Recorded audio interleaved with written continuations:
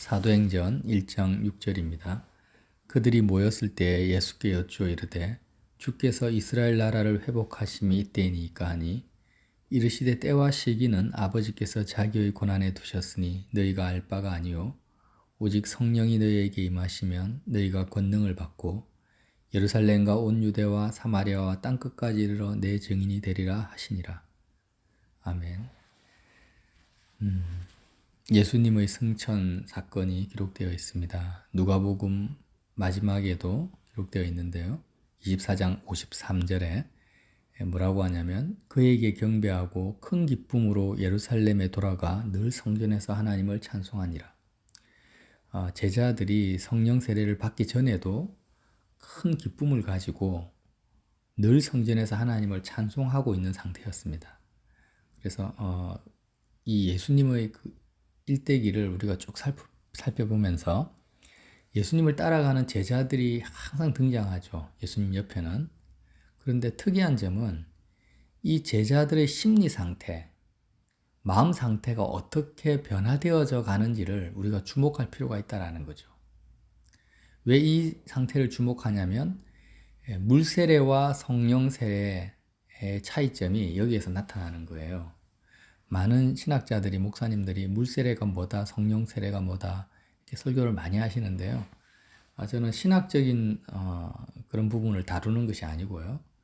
그냥 단순하게 성경에 있는 그 제자들의 심리 상태를 보자는 것입니다. 처음에 제자들은 세상을 사랑했습니다. 예수님을 통해서 더 많은 세상을 가지고자 주님을 따라가는 것입니다. 물론 그것도 하나님의 택하심의 은혜 안에 있었던 거죠. 그런데 그리스도의 죽음을 통해서 자신이 세상에 대해서 죽어버렸습니다. 그래서 굉장히 두려움에 빠졌고 허탈함과 공허함과 완전히 예수님이 자신의 전부였는데 주님이 죽어버리시니까 인생이 망해버렸다는 느낌을 가지게 된 거죠. 그리고 부활하셨을 때는 다시 기쁨이 회복되기 시작했어요. 그러다가 40일 동안 예수님이 부활하신 뒤에 10번 이상 제자들에게 나타나셔서 예수님의 말씀, 하나님의 말씀을 이렇게 전가하셨다고 오늘 사도행전 1장에 나오거든요. 그래서 예수 그리스도의 부활에 계속 마음이 참여하는 것을 통해서 제자들의 마음속에는 기쁨이 생겨나게 됐습니다. 급기야 성전 사건을 목도할 때는 이제 그 기쁨이 커졌다라는 거예요.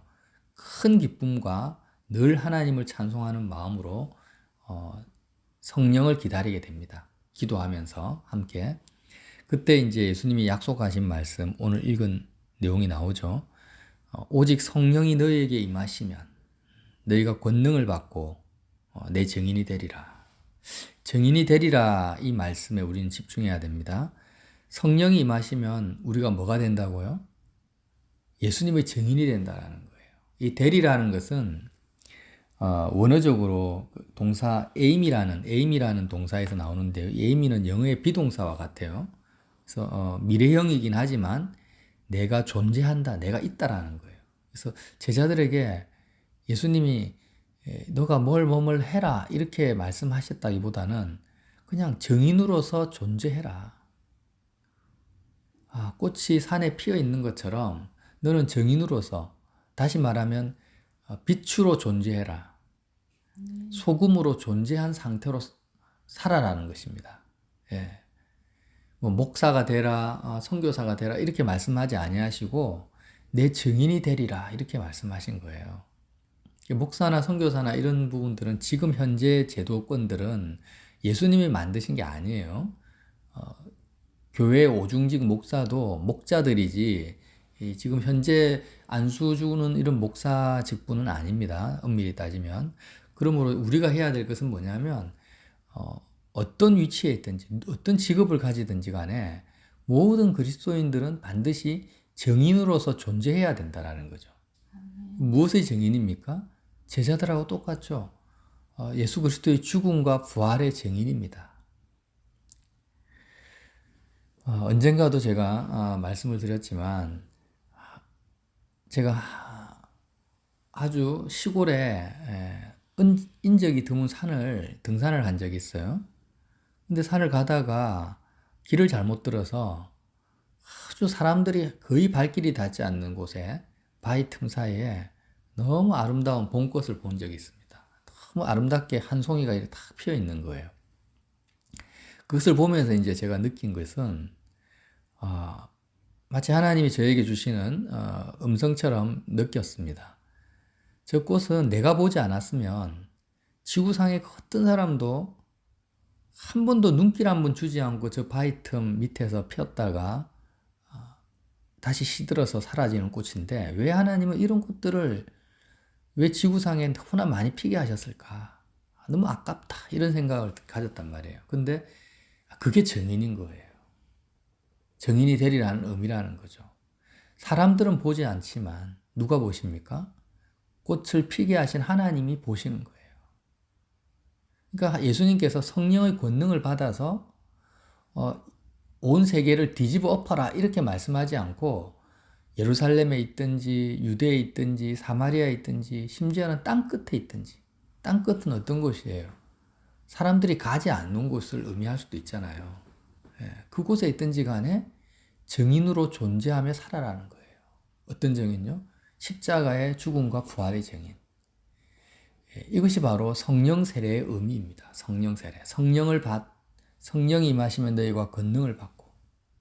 자, 우리는 여기 세례에 집중을 해야 된다고 했죠. 세례라는 것은 물 세례든 성령 세례든지 간에 세상을 빠져나오는 것을 말합니다. 요한이 물 세례를 줬습니다. 물 세례의 의미가 무엇이었습니까? 우리를 세상으로부터 탈출시키고 세상으로부터 구원하실 메시아를 준비하는 세례가 물 세례죠. 그러니까 온통 세례 요한이 와서 회개하라 천국이 가까웠다라고 말씀을 전하기 전에 백성들의 마음은요. 메시아에 대해서 별로 관심이 없었어요. 그냥 이 땅에서 먹고 사는 데만 온통 마음이 빠져가지고 욕심 부리고 탐욕 부리고 군인들은 다른 사람들의 그 완력으로 물건을 빼앗고 도둑질하고 사기치고 이런데 세상살이에 다 마음이 빠져 있으니까 세례 요한이 와서 회개해라. 거기서 돌이켜라. 이제 메시아를 영접할 준비를 해라. 욕심을 버리고 세상에서 빠져나갈 준비를 해라. 이제 곧 오신다 주님이. 오셔서 너희를 모세가 이스라엘 백성을 이끌고 애굽을 탈출해서 홍해를 걷는 것처럼 그런 메시아가 오시니까 회개해라. 마음을 준비하라고 거기에 참여하는 세례가 무엇입니까? 물세례라는 거예요. 그래서 세상을 떠나서 나를 탈출시킬 메시아를 영접할 준비를 하는 것이 바로 물세례의 의미고요. 그렇게 물세례를 받고 베드로라든지 빌립이라든지 요한, 야고보 이런 사람들이 예수님을 따라갔습니다. 물세례의 의미를 그대로 삶 속에 받아들이고 적용한 사람들이 예수님의 제자들이에요. 그렇게 예수님을 쭉 따라가다 보니까 어떻게 되었습니까? 십자가의 죽음과 부활 사건이 자기 사건이 되어버렸습니다. 예수님의 죽음과 부활이 자기 죽음과 부활이 되어버린 거예요. 그것을 통해서 완전히 세상을 빠져나가게 된 거예요. 빠져나가 보니까 마음이 어떻게 됐습니까? 처음에는 엄청난 두려움과 좌절과 공포 속에 사로잡혔는데 그리스도의 부활을 통해서 기쁨이 생기기 시작하는 거예요. 이 기쁨은 세상에 속한 기쁨이 아니라 세상에서 탈출한 사람들이 가지는 기쁨인 것입니다. 그래서 주님의 부활 사건이 점점점 더 확신이 생기고 그리스도의 부활에 대한 믿음이 강해지면 강해질수록 특이한 점은 제자들 마음속에 기쁨이 커져가는 거예요. 찬송이 커져가는 것입니다. 그래서 점점 기쁨이 커져가니까 급기야는 성전 사건을 목격했을 때는 큰 기쁨으로 찬송하면서 오로지 이제 기도에 힘쓰게 된 거예요. 그러다가 성령이 임하십니다. 성령이 임하셨다는 것은 성령 세례를 받은 거죠. 세상을 빠져나갔는데 완전히 빠져나가 버린 거예요. 이게 성령 세례입니다. 자, 정리를 할게요. 물 세례는 이제 나를 세상에서 탈출시킬 메시아를 마음에서 받아들이고 그 주님을 따라갈 준비를 하는 것입니다. 내가 이 땅에서 잘 먹고 잘 사는 게 중요한 게 아니라 그리스도를 따라가는 것이 중요하구나 라는 것을 인식하고 주님을 따라가는 세례가 물세례입니다. 성령 세례는 뭐예요? 예수님의 죽음과 부활이 나의 삶이 되고 나의 사건이 된 사람들에게 임하는 세례라는 거예요. 그 성령을 통해서 내 마음이 이제는 세상과 완전히 끊어지고 완전히 탈출해버려요. 그 성령의 권능이라는 것은요, 누구에게 임합니까? 제자들처럼 완전히 세상을 빠져나간 사람들에게 임하는 것이 성령의 권능이에요. 이것을 우리의 삶 속으로 가져오면은요, 어떻게 적용이 되냐면, 자, 내가 남편이나 아내나 자녀가 있습니다. 그러면 자녀에 묶여 있죠. 우리는 서로에게 인간관계 속에 묶여 있습니다. 그래서 자녀가 공부를 못하거나 몸이 아프거나 이러면은요, 부모된 우리로서는 인간적으로 마음이 아프고 힘들어요. 그런데 십자가의 복음은 뭐냐면 자녀에게 묶여있는 상태로 마음이 아프고 힘들면 안 된다라는 거예요. 그것은 불신자들도 다 하는 일이죠. 그러면 안 되고 자녀가 아플 때 부모로서 힘들죠. 힘든데 거기서 빠져나오라는 거예요. 왜 빠져나오느냐? 내가 자녀를 사랑하는 것보다 하나님이 자녀를 나보다 1000배, 1000배 더 공의롭게 사랑하고 계신 겁니다. 참새 한 마리도 하나님의 주권 아래 있는 거예요. 그래서 나는 하나님을 담는 그릇으로서 하나님의 형상된 사람이라는 거죠, 우리가. 그래서 자녀가 아픈 상태에서 나는 자녀를 마음에 담으면 안 되고 내 자녀를 온전히 사랑하시고 창조하시고 주장하고 계신 하나님을 마음에 담아야 된다는 거예요. 이게 뭐냐? 타락하지 않은 사람이라는 거죠. 그래서 이렇게 살지 못하니까 온통 자녀를 담고 돈을 담고 이 세상을 다 담고 사니까 인생의 마음이 부패했다. 머리부터 발끝까지 온전히 죄인이다라고 로마서는 말하고 있는 것입니다. 그래서 십자가의 복음을 전하면은 자녀로부터 빠져나와라, 세상을 탈출하라, 무거운 짐을 지지 마라 이러면은요 공격을 당합니다. 사람들이 이해를 못하니까 부모로서의 책임을 다해야지, 아내로서의 의무를 다해야지, 민족과 사회에 대한 그런 책임과 사명을 감당해야지. 왜 세상을 탈출하냐, 현실 도피냐, 빠져나오라고 하냐. 이런 식으로 오해하고 곡해하고 이해를 못하는 거예요. 왜? 하늘의 영역이 있다는 걸 안 믿으니까. 하나님의 살아계신과 주권과 능력을 믿지 않으니까. 하나님의 사랑을 온전히 안 믿으니까 십자가 복음을 안 받아들입니다, 사람들은. 예수님이 제자들을 향해서도 나를 따라오라고 했고 군중들도 따라갔는데 따라가다가 다 시험 들잖아요. 왜? 세상을 다 버리라고 하니까. 그러면 도대체 죽자는 거냐 자살하자는 거냐 어떻다 이해를 못해요. 그러나 세례는 뭘 의미한다고 했습니까? 탈출을 의미합니다. 완전히 빠져나가는 거예요. 물세례와 성령세례를 통해서 물세례와 성령세례의 모든 근거는 어디에 있냐면 그리스도의 십자가의 죽음과 부활 사건이 내 것이 되는 것입니다. 이렇게 죽음과 부활 사건이 내 것이 되는데 내 힘으로 되는 것이 아니에요. 내 힘으로 되는 것이 아니라 하나님의 성령으로 된다라는 거죠. 하나님의 영으로 되는 것입니다. 그래서 기다리라고 하신 거예요. 단지 우리는 소망 가운데서 계속해서 이것만 하면 되죠. 그래서 우리 마음이 이제 믿어야 됩니다. 사도행전 1장을 통해서 우리가 믿어야 돼요. 제자들처럼 그리스도의 죽음과 부활에 참여해서 온전히 세상을 빠져나가게 되면 성령의 권능이 나에게 임하는구나. 약속이거든요. 성령의 권능이 임한다라는 의미가 뭐예요? 자녀에 대해서 완전히 내 마음이 빠져나가서 하나님을 내가 붙들게 되면 하나님이 나를 장갑 삼아서 나를 통해서 그리스도가 나를 옷 입고 자녀를 만나 주신다라는 거예요. 이게 빛이고 소금으로 존재하는 거죠. 이 복음의 내용을 믿지 않기 때문에 우리가 어떻게 됩니까?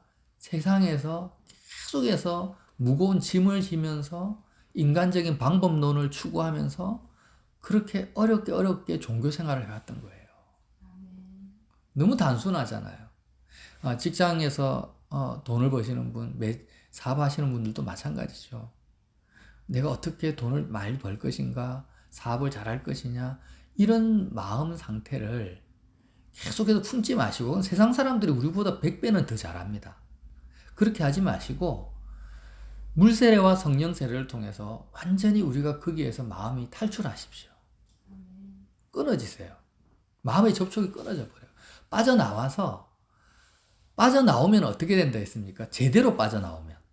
그러니까 자기 도치나 어떤 자신의 인간적인 예씀이 아니라 정말 십자가의 죽음과 부활 차원에서 제자들처럼 예수님이 나의 길이 되신 상태로 내가 빠져나오게 되면 제자들처럼 우리의 마음에 하늘에 속한 큰 기쁨이 생기게 된다는 거예요.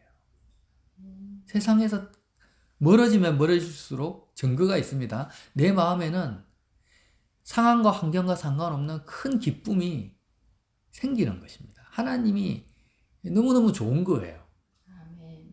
너무너무 좋으면서 이제 그것이 급기야 어떻게 되냐. 이제는 눈에 보이는 어떤 상황이 전개된다 할지라도 하나님이 너무 좋아서 하나님을 기뻐하는 상태에 드디어 이제 성령의 권능이 임하는 거죠. 성령의 권능이 임하면은 내가 하는 말이나 행동이나 모든 은행 심사가 내 것이 아니라 하나님의 것이 돼버려요. 그러면 그렇게 살아가는 것이 뭐예요? 증인이라는 것입니다. 이게 증인이에요. 너희가 성령의 권능을 받고 나의 증인이 되리라. 사람들이 나를 알아주든 알아주지 않든 나에 대해서 어떻게 평가하든 상관없습니다. 우리는 성령의 권능을 받아서 그리스도의 증인이 된 상태, 증인으로서 존재하라고 아직 우리에게 육신의 생명을 남겨주신 거예요. 그래서 자녀가 변화되든지 남편이 변화가 되든지 안 되든지 상관없이 내가 육신의 생명이 붙어 있는 이상 증인으로서 그들 앞에 존재하는 것입니다. 빛으로, 소금으로. 그러면은 우리의 사명을 다하는 것이고, 이렇게 증인으로 존재하는 것이 뭐가 필요합니까? 성령의 권능이 필요하다라는 거죠. 그래서 저와 여러분이 주님의 그 일대기를 부족하나마 살펴봤는데요.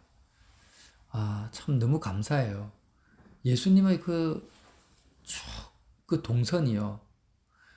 동선을 따라가는 제자들의 마음이 그렇구나.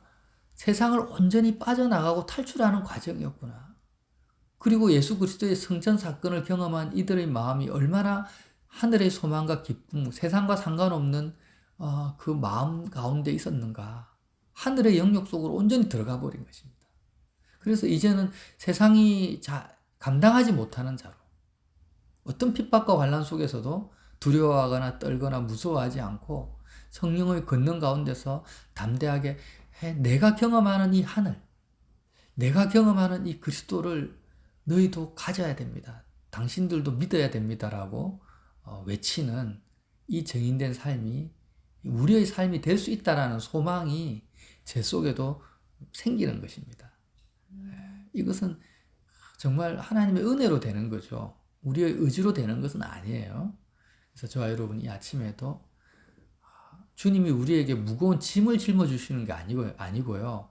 선교사가 되라, 아프리카 가서 복음을 전해라 이런 것이 아니라 어디에 있든지 땅 끝에 있다 할지라도 너는 세상을 온전히 빠져나온 자로서 아무것도 무거운 짐을 지지 말고 나의 증인으로서 존재하다가 나에게 오라는 것입니다. 하나님 아버지 감사합니다. 주님, 우리가 오늘 하루도 어디에 있든지 물세례와 성령세례, 그리스도의 십자가의 죽음과 부활이 나의 것이 되어서 온전히 모세처럼 예수 그리스도의 제자들처럼 세상에서 완전히 빠져나온 탈출한 상태로 성령의 권능을 입을 수 있는 그런 하나님 주님의 제자가 되기 원합니다. 증인이 되기 원합니다. 우리의 발걸음을 인도하여 주시옵소서. 예수님 이름으로 기도드립니다.